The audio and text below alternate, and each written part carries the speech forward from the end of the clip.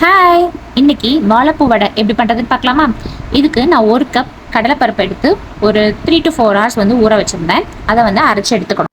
அப்புறம் அது கூட நம்ம வாழைப்பூவையும் கட் பண்ணி அதையும் லைட்டாக வந்து கிரைண்ட் பண்ணி அதையும் வந்து நம்ம இந்த கடலைப்பருப்போட ஆட் பண்ணிக்கணும். அப்புறம் வெங்காயம், பச்சை மிளகா, கருவேப்பிலை, கொத்தமல்லி, தேவையான அளவு உப்பு, அப்புறம் சோம்பு வந்து நான் கடலைப்பருப்பு வந்து அரைக்கிறப்பே கொஞ்சமாக போட்டு அரைச்சிருந்தேன். அந்த கிளிப்பை நான் எடுக்க மறந்துட்டேன்.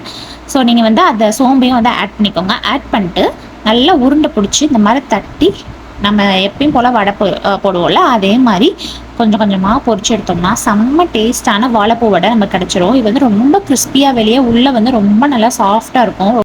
பார்த்தீங்களா, இந்த மாதிரி நல்லா டெம்டிங்காக இருக்குது. பார்க்குறப்பயே வந்து நல்லா கிறிஸ்பியாக இருக்கும். அதுவும் இப்போ ஈவினிங் ஆனாலே வந்து நல்லா மழை பெய்யுதா, அப்போ ஒரு டீ போட்டுட்டு இந்த மாதிரி ஒரு ஸ்நாக்ஸ் செஞ்சு பாருங்கள், செம்மையாக இருக்கும். இதே மாதிரி நீங்களும் செஞ்சு பார்த்துட்டு எப்படி இருக்குன்னு சொல்லி மறக்காமல் கமெண்ட் பண்ணுங்கள். பாய் பாய்.